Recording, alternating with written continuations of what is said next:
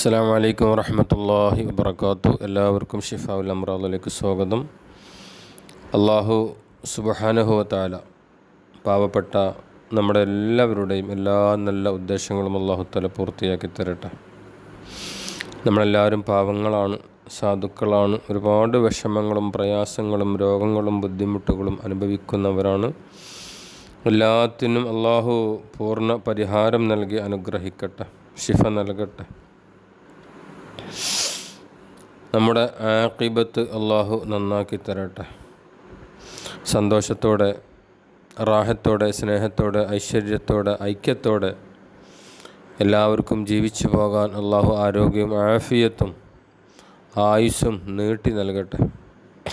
പ്രിയമുള്ളവരെ, പല ആളുകളും ചോദിക്കുന്ന ഒരു ചോദ്യമാണ്, എല്ലാം മറന്നു പോവുകയാണ്, ഓർമ്മയില്ല. ചെറിയ കുട്ടികളും വയസ്സായ ആളുകളും യുവാക്കളും യുവതികളും പല ആളുകളിലും പറയുന്ന ഒരു കേസാണ്, മറന്നു പോകുന്നു, ഓർമ്മയിൽ നിൽക്കുന്നില്ല. വിദ്യാർത്ഥികളാണെങ്കിൽ പരീക്ഷയ്ക്ക് പഠിച്ചത് മുഴുവൻ മറക്കുകയാണ്. വീട്ടിൽ നിന്ന് പഠിക്കും, സ്കൂളിലെത്തുമ്പോൾ അല്ലെങ്കിൽ മദ്രസയിലെത്തുമ്പോൾ മറന്നു പോവുകയാണ്. അങ്ങാടിയിലേക്ക് എന്തെങ്കിലും വാങ്ങാൻ പോവുകയാണെങ്കിൽ വീട്ടിൽ നിന്ന് ഉമ്മ പറഞ്ഞു കൊടുത്തത് കടയിലെത്തുമ്പോഴേക്കും മറന്നു പോവുകയാണ്.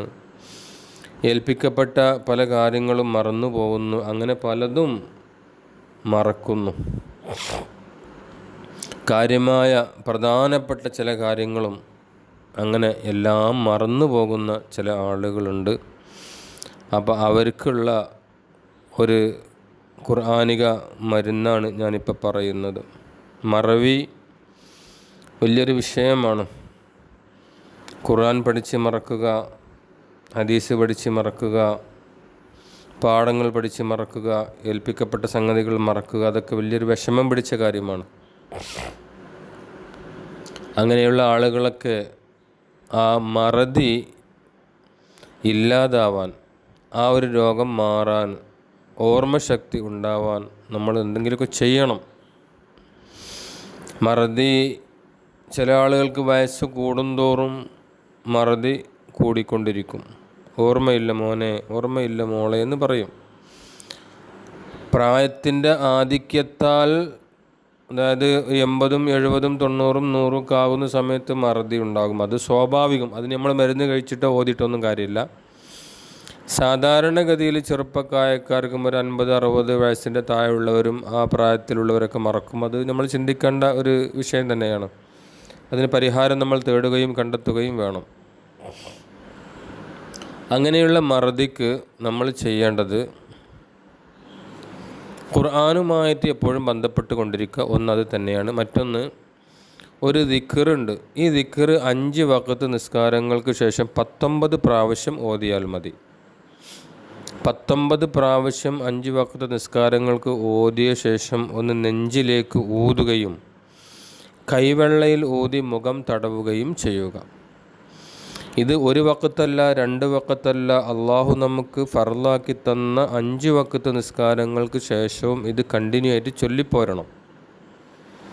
അങ്ങനെ ഒരു 11 ദിവസം 21 ദിവസമൊക്കെ ചൊല്ലി ആകുമ്പോഴേക്കും നമുക്ക് കുറേശ്ശെ മറവി ഇങ്ങനെ മാറി ഓർമ്മശക്തി വരാൻ തുടങ്ങും. പണ്ട് കഴിഞ്ഞു പോയത് വരെ നമുക്ക് ഓർമ്മയിൽ വരാൻ സാധ്യതയുണ്ട്.